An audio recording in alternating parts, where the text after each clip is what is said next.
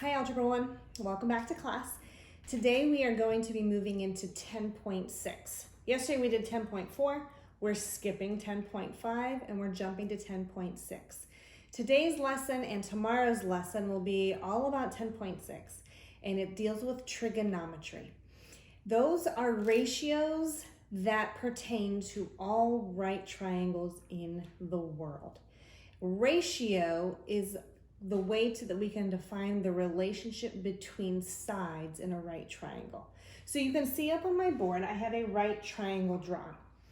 We know it's a right triangle by this right angle in one of the angles of my triangle.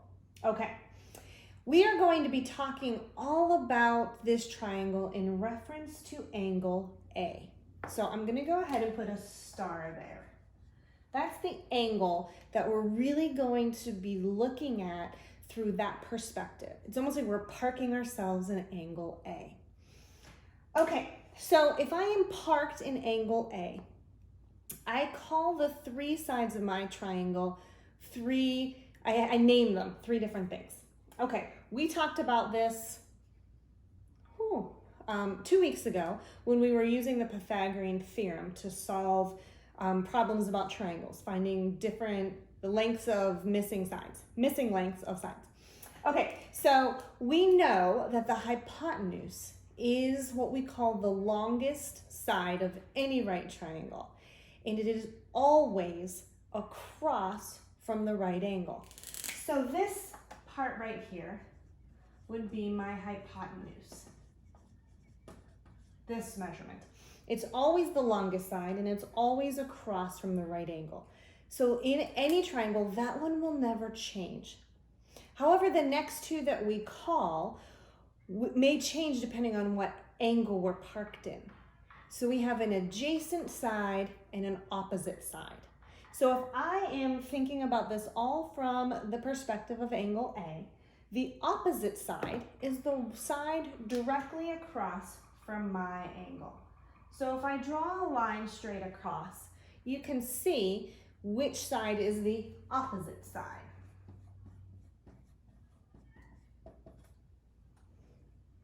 That leaves my last one to be my adjacent. But it makes sense because if I am parked in angle A, the one to my side is my adjacent. And I'm going to go ahead and write that out. And if I'm parked myself in angle A, how do I know this is not my adjacent?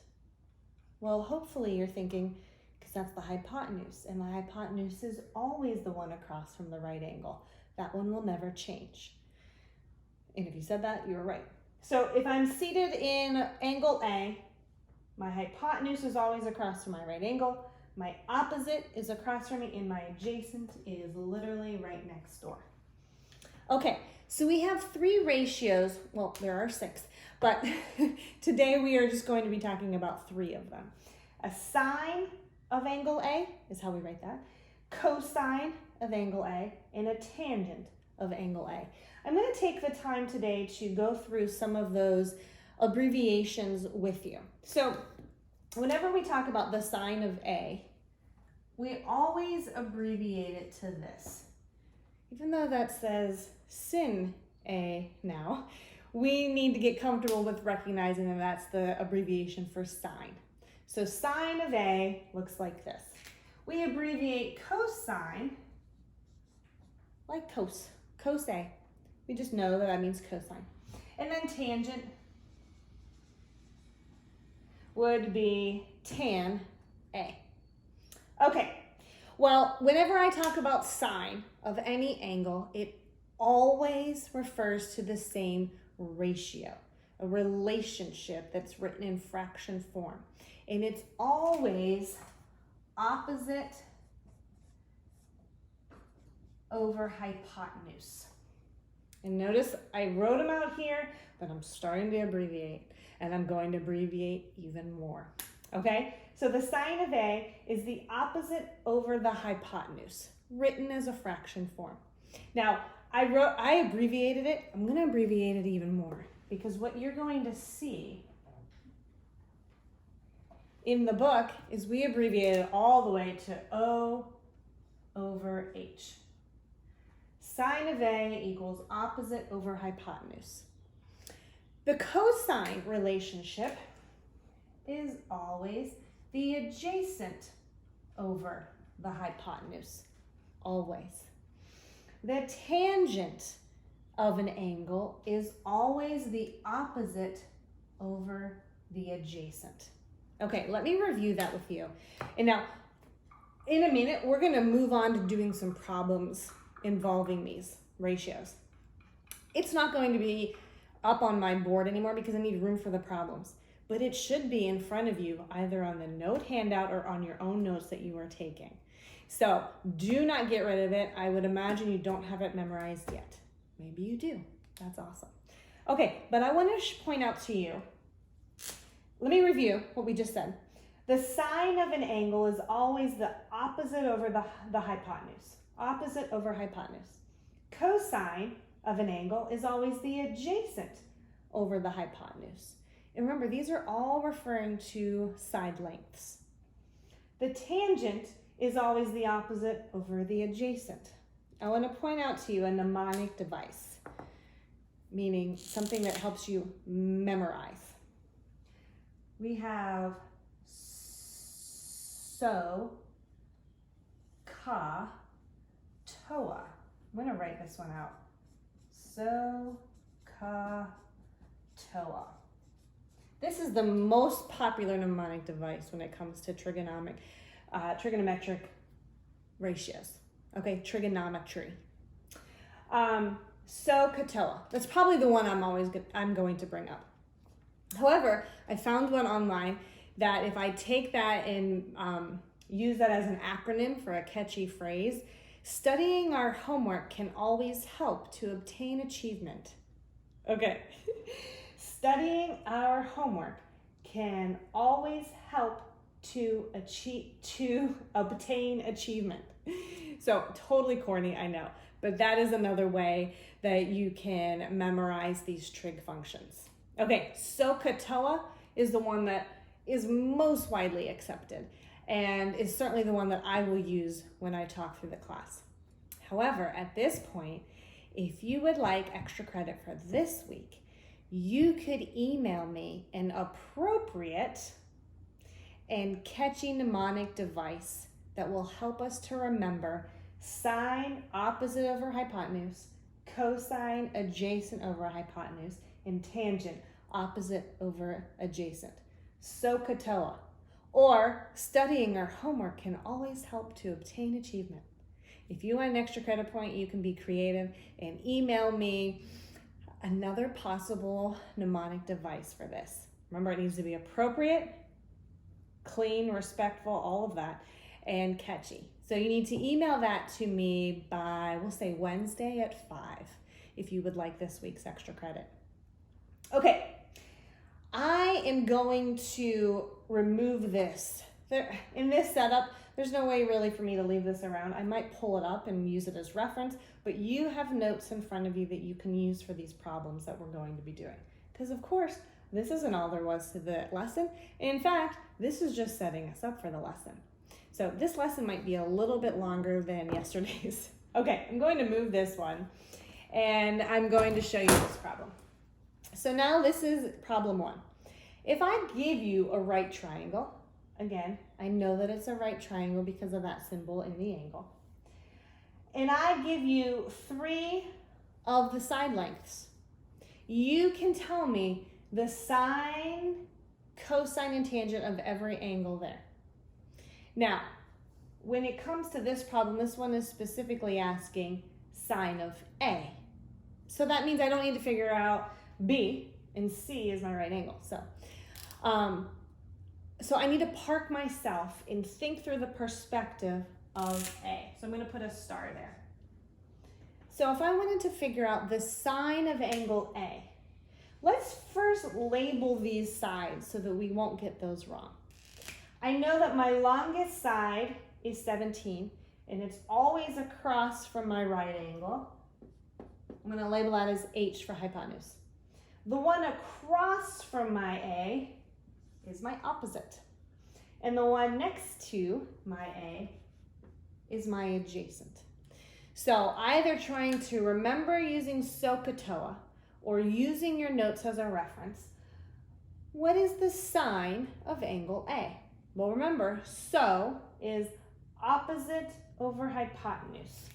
So I'm going to go ahead and write that down. Opposite over hypotenuse. Well, let's fill in those lengths. Opposite is 15. Hypotenuse is 17. And in this case, we want to leave it as a fraction form. It depends on what the instructions or the directions for your problems are telling you to do. Okay, cosine of A. So, ka. So, ka is my adjacent over my hypotenuse. Well, we already labeled these, so my adjacent over my hypotenuse would then be 8/17. So, SOHCAHTOA. So that means opposite over adjacent for this one. Opposite over adjacent gives me 15/8. Now, anytime we deal with fractions in algebra, we should always reduce them when possible. Now, if I look at these, there's no way to reduce these. So they are done. And I want to leave them in an improper fraction. Remember, that's been our theme all year when it comes to fraction answers. You can always simplify them, but we like to leave trig functions as improper because usually we build on top of this and do more problems with what we just found. Okay, now for us, we're getting a crash course at the end of a very strange year, Corona, distance learning, so we're just taking 2 days to go over this, but it's good to stay in the habit, leave it improper. Okay, I'm going to go ahead and change the values of this right triangle for a practice problem that I want you to do on your own. So hang tight with me. Okay, here we are, ready to go over our practice problem. We have a new triangle with new angle names as well as new length measurements. So we have triangle EFG, and it is a right triangle, and I know that by seeing the right angle symbol there. Okay, we know that it's a 9, 12, 15 right triangle, and this one is asking us to think from the perspective of angle E and figure out what the sine of E, cosine of E, and tangent of E are. So this time I need to be thinking through this perspective. If I park myself in angle E, I'm going to go ahead and label these sides again, knowing that across from my right angle is always my hypotenuse. Across from my angle that I'm talking about is always my opposite. And the one right next to me is my adjacent. So for this problem, sine of E, so for SOHCAHTOA, is my opposite over my hypotenuse. So in this case, it's 9/15. Okay. Cosine of E, so ka, that's my adjacent over hypotenuse. My adjacent is 12, my hypotenuse is still 15. So SOHCAHTOA, I'm talking about my opposite over adjacent, my 9 over my 12. Now, just like I mentioned in the last problem, I always, always, always need to reduce my fractions when possible. I can leave them improper, but I need to reduce them. So these are divisible by 3, 3/5, 4/5, and 3/4 as my final answers. Okay, that was our first part of today's lesson. Establishing sine, cosine, and tangent, getting comfortable with those ratios, those fractions of those relationships. But our next problem is going to be involving calculator usage. So if you do not have your calculator nearby, you need to pause this video and go get it. Because I'm going to teach you how to use your calculator to find sine, cosine, and tangent. I'm going to talk through how to use a scientific calculator as well as one on your iPhone, because you may not have a scientific calculator at home. Because if you're like me, you might have left that at school right before spring break when we all came home. I definitely left my calculator there. Thankfully, just about everything we need to do for this class is available on your iPhone calculator. So I'm going to show you how to do it on both options. Okay, so let me write down a few things here, and then we'll move on to the next step. And I want you to be taking notes, especially when it comes to learning your own calculator, so that you can get comfortable with the pattern and then apply it to the problems that ask for you to use your calculator. Okay.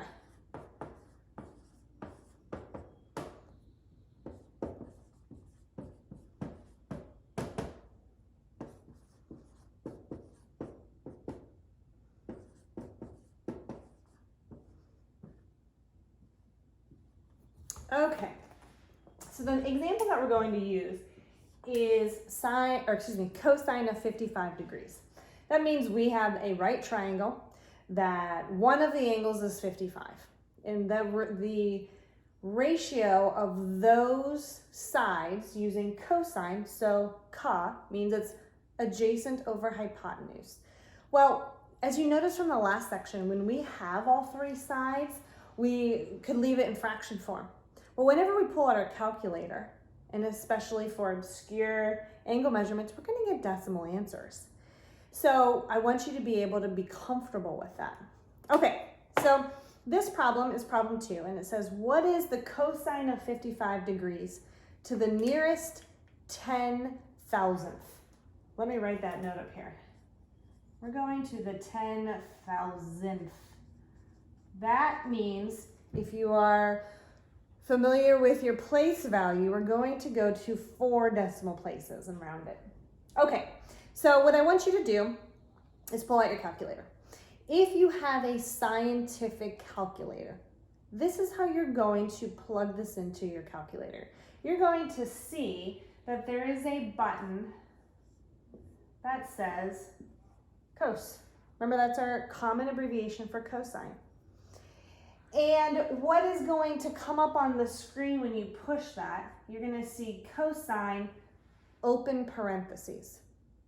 So once you push this button, this is going to show up on your screen. Now, if you don't have one that displays each step on the screen, that's okay. This is still going to apply. You're going to hit the cosine button, and then you're going to hit 55. Now, one of the benefits of teaching this in the classroom when I get to see all of you is I can make sure each one of you knows how to use your calculator, because not all scientific calculators are exactly the same. So all I can say to you is I'm going to talk you through this method, and you need to get comfortable with the pattern for your calculator and make sure you're getting the same answer as me. Then you know you're doing it right. Okay, so once you hit the cosine button, you plug in the angle measurement. In this case, it's 55. Now, on a scientific calculator with a display, you should probably close the parentheses, and then, so we can do that, and then you can hit the equal button. Now, there's a lot of scientific calculators that once you hit cosine 55, you don't even need to hit enter. It just starts calculating. Okay, so we would see that the cosine of 55 is 0.5735764, etc. So we need to go 4 place values, or 4 decimal places. 5, 7, 3, 6, once we round it. So if you are using a scientific calculator, you need to practice this method enough times right now to make sure you are getting this answer. Because what I want to do right now is take a second and talk about iPhone calculators. So I'm going to erase this and talk about how to do it on an iPhone calculator. Now, on an iPhone calculator, normally you hold it vertical for your basic operations. But if you want to see some of these higher math operations, you need to turn your calculator to the side, to the horizontal display or orientation or landscape, whatever you want to call it. We want to go sideways. And for an iPhone calculator, and I would imagine most phone app calculators, you're going to do it in the opposite direction. You're going to plug in 55 as your angle measurement, and then you're going to hit the cosine button. And if you do that, you don't even need to hit equal on an iPhone. But if you don't get an answer, hit equal, and you should get this answer as well. So an iPhone, you have to do it a little out of order. Angle measurement first, then the cosine button. And if you are not getting this answer, keep trying in different patterns to make sure you're getting it right, because you need to know that for the next part. Okay, if you're still stumped, rewatch this portion, play around with it on your own. You could do a Google search as well, or let me know during our next Zoom, and I'd be happy to try over Zoom, figure out your scientific calculator for you, or whatever calculator you happen to have at home. Okay, the practice for this section is just to find these 4 trig functions using a calculator to make sure you're comfortable with that operation. So the sine of 80, the tangent of 45, cosine of 15, and the sine of 9. Again, you are rounding these answers to the nearest 10,000th. So 4 decimal places again. So I want you to go ahead and pause the video and come back when you're ready to go over these together. Okay, so when you plug in sine of 80 degrees and round it, you should get 0.9848. When you plug in the tangent of 45, you get 1. That's one of our special triangles. You'll get to that maybe next year in geometry and for sure in algebra 2. The cosine of 15 is 0.9659 once you round it to the nearest 10,000th. And the last one, sine of 9 is 0.1564. If you did not get these answers right, now, because remember, for this portion, you were just using your calculator. So if you're not getting them right, you haven't figured out the method to your calculator. You need to experiment or rewatch my video again or Google it or something. Talk to me in Zoom. You either hit the cosine or the trig function button first, then plug in the angle measurement, or vice versa if you're using a phone app. The angle measurement and then the trig function button. Now this is really important because tomorrow's lesson we're going to be doing something even a little bit harder on our calculators when it comes to trig functions. So that's it for today. For your practice problems, you have some evens from the book assigned to you, and you can find that on RunWeb, and that is due Tuesday at 5 p.m. But come prepared for our next YouTube lesson, our next and final YouTube lesson tomorrow, but bring your calculator back with you because we're going to still be using it. Okay, that's it for today. Have a great afternoon.